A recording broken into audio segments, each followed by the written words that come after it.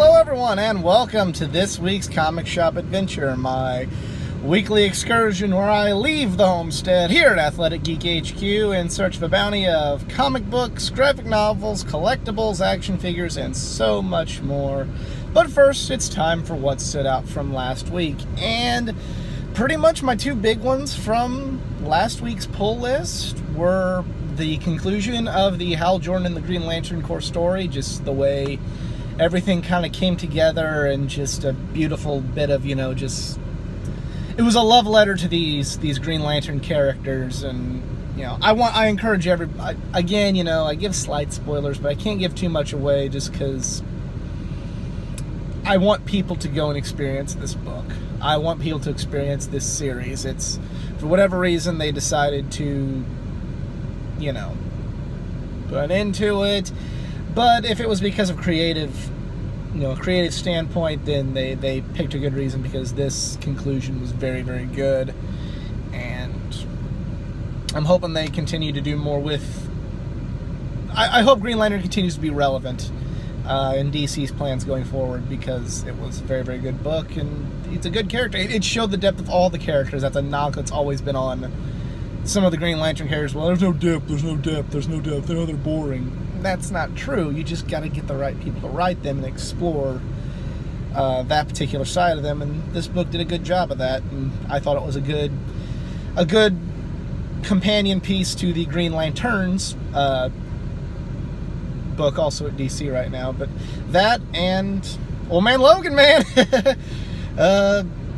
Storyline with Bullseye seems to have concluded. Perhaps it'll continue going on for another couple issues, but it seems to have concluded, and I hope it can keep up the momentum it's been picking up these last few story arcs. It's just been really, really good, and I've said it before, and I'll say it again.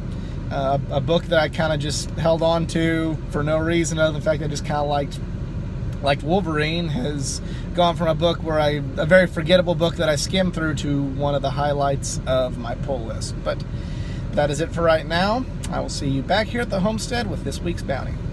Hey everyone, it has been a long and busy couple of days here at the homestead, here at Athletic Geek HQ. But a day later, I am back to finally conclude this week's Comic Shop Adventure, and we got a lighter but a decent one this week. Well, we're not going to waste any more time. I'm going to start with Thor number 4 by Jason Aaron. I'm really enjoying this. As I said before, I've never really been much of a Thor fan, not like in a dislike way, just never really been a fan of him on his own. But Jason Aaron is writing a damn good Thor series right now, and I'm enjoying it. Liking it a lot, and yeah, I have a Thor book on my pull list because it's just that good. Next up, we have Astonishing X-Men Annual number 1.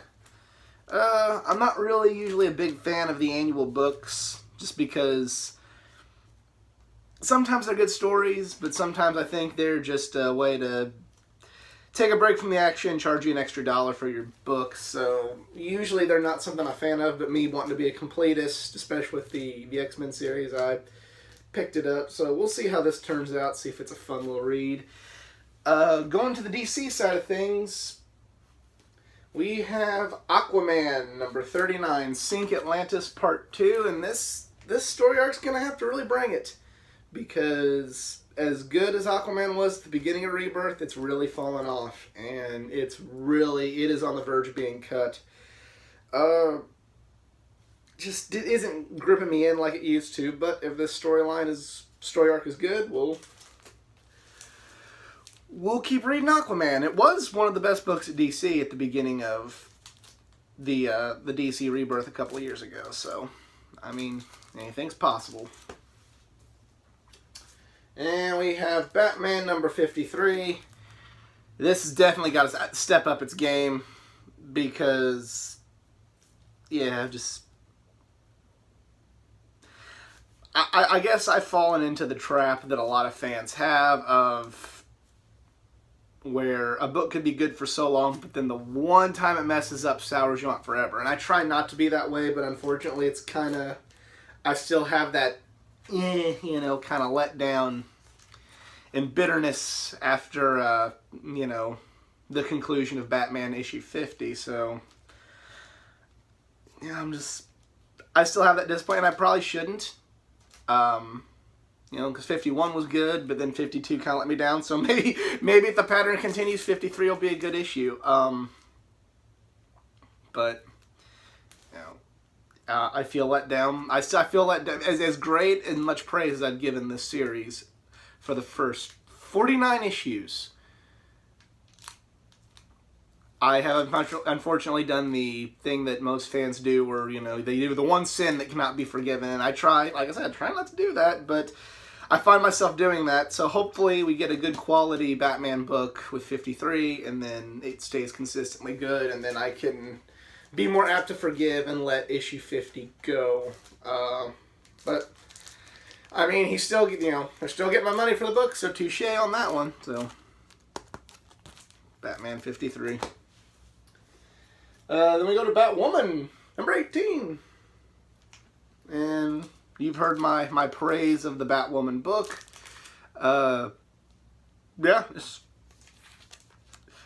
the best book in the Bat family right now, no questions, and maybe possibly the best book on my pull list, or at least one of the more consistently good books on my pull list. Love Batwoman. Really grown fond of this character. I'm very happy that they're going to have a portrayal of Batwoman on Arrow this season. That's going to be something kind of cool and exciting that I'm looking forward to. And yeah, I can't get me enough. I can't get enough Batwoman. She's just really, really cool character. Really, and her book, and her book's awesome. So, Batwoman number 18.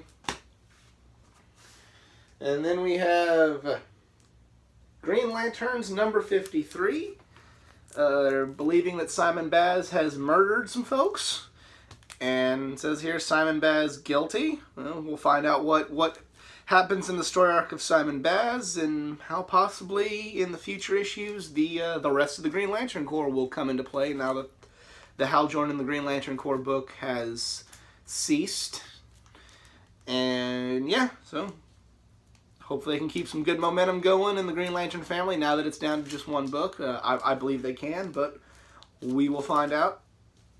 And then finally we have Justice League number 6. Back to Scott Snyder writing it.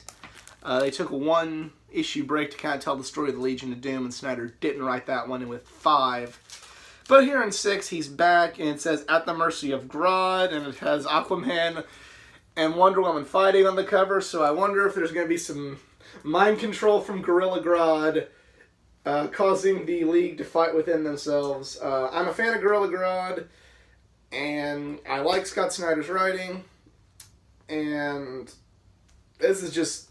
I mentioned Batwoman earlier being one of the best books. It's always like either that Batwoman, Flash, Green Lanterns, Old Man Logan, and Justice League. Those are like my top 5 on my pull list right now. Just because they're always just so consistently good. I love what Scott Snyder's doing with the Justice League. It's like the Justice League for everybody. You can get the super people who like the Super Friends interpretation. You can get people who like, you know, the Justice League cartoon from, you know, my childhood. You get those fans there. You can get, you know, the people that liked different iterations of the Justice League just in the comic books. So you have... He kind of gives it, so if you like a certain type of Justice League in the past, he has that in his book, and I feel like that's one of Snyder's strengths as a writer, and it's really showing in the Justice League arc. That is it for the pull list this week. I also picked up, as far as collectibles go, this cool little mini Two-Face figurine in that Batman the Animated Series line. I continue to collect those. Got a good deal on this one. And yeah, just comes a little magazine talk about Two-Face, and Two-Face has one of the cooler origin stories on Batman the Animated Series. And yeah, just really really neat little thing to pick up, and I love this like whole line, so I'll definitely be picking up more. But that is it for the bounty this week. It's been a tiring and long couple of days here at Athletic Geek HQ. You can probably hear it in my voice and in my in my mannerisms. I'm tired. It took me a couple days to get part 2 filmed, just with everything going on, but I appreciate the support. I appreciate y'all watching. Let me know what you picked up from your local comic shop in the comment section below. If you enjoyed this video or like to maybe check out some others, click subscribe and check out my past videos. Go like the Facebook page at facebook.com/athleticgeek89 for more content, not just from the world of comics, but from the world of pro wrestling, gaming, and anime. But other than that, I'm out. Y'all be cool. Later.